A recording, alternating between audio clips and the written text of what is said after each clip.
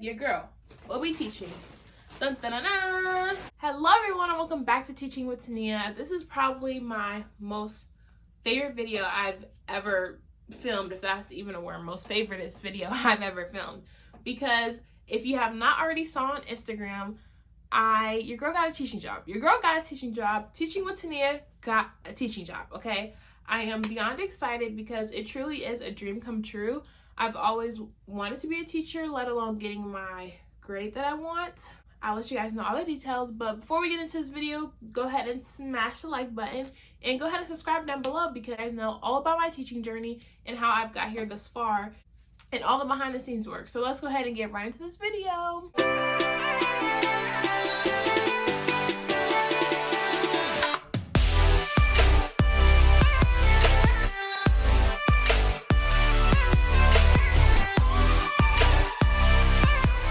With Tania on Instagram, then why not? I post a lot more content about what I'm teaching, the more details and behind the scenes work behind this YouTube channel, because it does take a few days for my videos to upload. But on there already, I have posted that your girl will be teaching. Dun, dun, dun, dun. Third grade. Your girl's teaching third grade.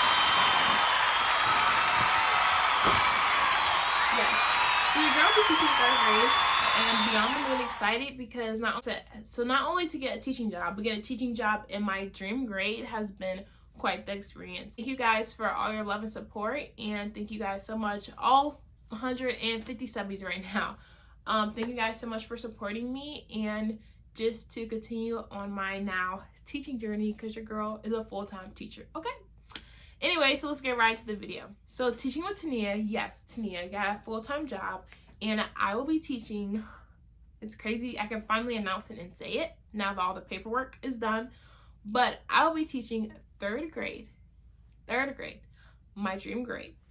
Third grade ELA, which I would never thought I would be teaching ELA, but ELA is social studies. So my school will be departmentalized, so I will teach ELA and social studies like I mentioned before, and then my partner teacher will be teaching science and math, and we flip-flop kids in the morning and afternoon. And to be honest, it's still settling in, and I'll let you guys know how excited I was when I first got the news and accepted the job. I'll go ahead and play that clip now. It's been an absolute crazy day, but I literally cannot thank God enough. Guys, I got a job today.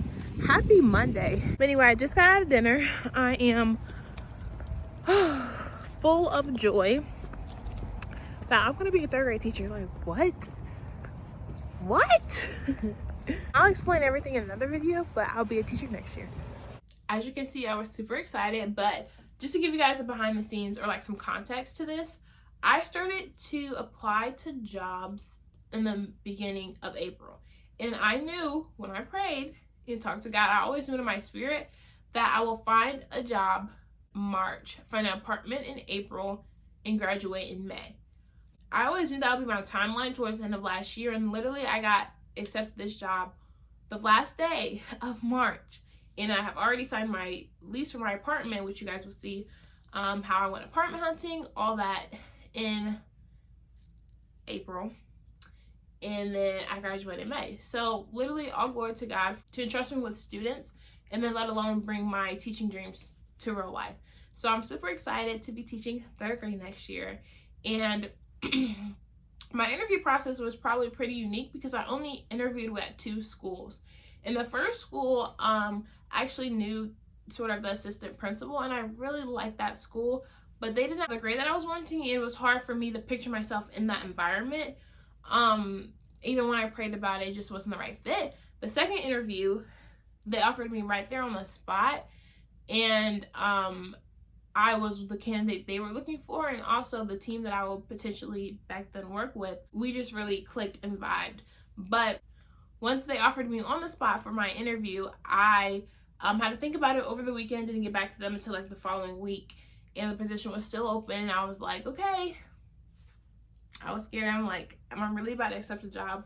Like, that's crazy. All the hard work that I've been doing for the past 3 years, even from my family laughs at me since I was teaching my stuffed animals, for it to be like a full circle moment and me to be actual teacher teaching real students. Still mind blowing, but thank God I'm here. So some questions that I got asked during my interview that are probably a little different than other interviewee questions, but I just suggest before heading into the interview, make sure that you know the school. Of course, they tell you that all the time, even when it was the day before my first interview, and I'm watching YouTube videos trying to figure out what questions might I be asked. So I hope this video helps you out, and I just want to give you guys a few questions that may come up in your interview. So starting off with the first question is, of course, tell us about yourself and why teaching, why this school, basically your background. They have to know a little bit about you so that they can know how to pull or how to field the rest of their questions. So that's basically like the first question. And the second basic question is like your strengths and weaknesses, whether it is teaching related, personal related. They just want to know your strengths and weaknesses maybe. And some other questions. I have a full list here and I don't want to stray you guys away. So I'm just going to go ahead and read them off. Oh, tell me why you decided to go into teaching is a really good one. Because I want to make sure teachers are passionate about their job. They're not just going into teaching for a paycheck, which, yeah. Another question I thought was interesting was like how your school experiences have shaped your in blank, blank, blank public schools or blank public schools. Fill in the blank with whatever school you're going to or you're applying for. But why has your school experiences, whether it's public school, private school, how have that experience shaped you to want to teach at wherever you're applying to? So I thought that was a really good question. The next question is making sure that you are a reflective educator. Asking to tell you a time where you had to give feedback and how did you handle that situation. Basically making sure that you can take constructive criticism or feedback and apply it to your own teaching. So whatever your answer is, just make sure to show that you have learned from that mistake or you have taken that feedback, grown. This is like another employee question, but basically your supervisor or your student teacher your professor that's over you, if your supervisor was to describe you as an employee, what would they say and why? Of course, you want to show that your strengths, but also your weaknesses, because nobody's perfect and they don't expect you to be perfect, but expect you to know what your weaknesses are and able to identify them, because the first step of growth is identifying your mistakes or where you fall short. So play on your strengths, of course, but then you may want to add maybe one weakness in there. Some other ones that relate to the school environment are if you were handling your own classroom, what would you do with parent communication? How would you implement that into your classroom? Because of course we all need the school, the parent, and the community. Ideally, that's what we all want. But sometimes that's just not feasible, especially if you don't have great parent involvement. So seeing how are you as a teacher going to reach out to parents and bring them along the student's educational journey. And then of course the question like what do you bring to the table or what can you bring to this school community as a whole is another question to think about. Question I actually loved because it talked about how you have to work with the colleagues that have different viewpoints than you, and I've come across this many times, but you're not gonna have the same viewpoint, the same worldview as everybody else. We all come from different backgrounds, we all bring something different to teaching. So how has working in someone in that environment, how has that shaped me? Basically, be prepared to answer that question. If your school is tailored to the whole child and wants the whole child learning, so how would you cater to the emotional needs or social needs? It's not just academic, and you may be asked those questions, so think through that process. And then of course the big one, classroom management. Let me say it for the people in the back. Classroom management. How do you plan to manage your class? And it's so sad because I know some interviewers or some people in my cohort, they couldn't really answer this question effectively because they haven't thought through what they're going to be implementing in their classroom. And I do plan to do a classroom management plan video, so stay tuned for that.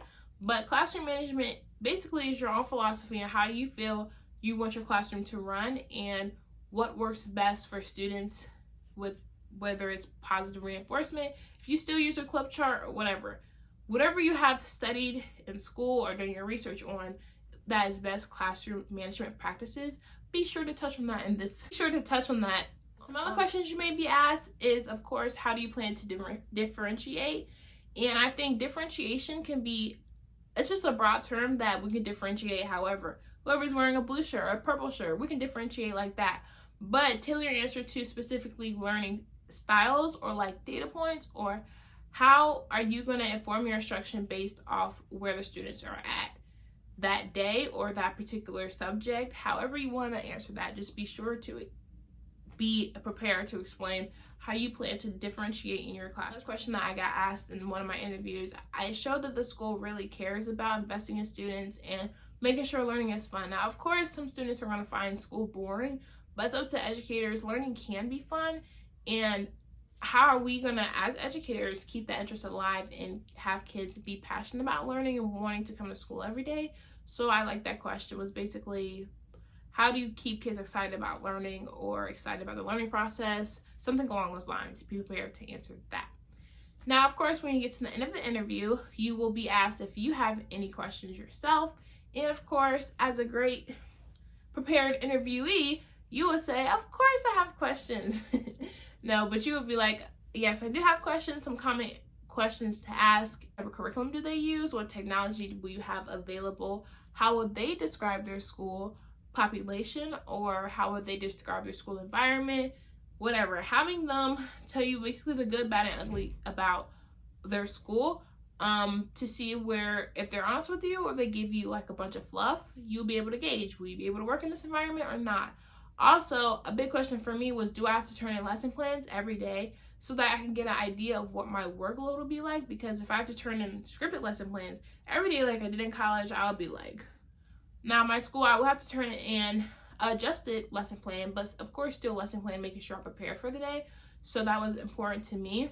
Some other questions you may want to ask is the average class size and what are their viewpoints on whatever viewpoints you want to know about. And then the last question I would definitely be sure to ask is mentorships or collaboration, or how often will you be working with other teachers? Because I do believe that collaboration is important, and teachers need teachers, and we're not in this by ourselves. So especially if you're a first year teacher like I will be, what support do you have within that school, within that district, all of that? Go ahead and ask all of that. Yeah, but that is all that I have for you guys in this video, and I'm so excited to be sharing my third grade teaching experience with you guys. It's gonna be a wild one, and buckle your seatbelts because I'm about to graduate. So thank you guys so much. Thanks so much for watching this video. Don't forget to click and smash the subscribe button down below, and I'll see you guys in my next one. I hope this video was very beneficial to you guys and you have a great interview experience and you get a job as well. I'll see you guys in my next video. Peace.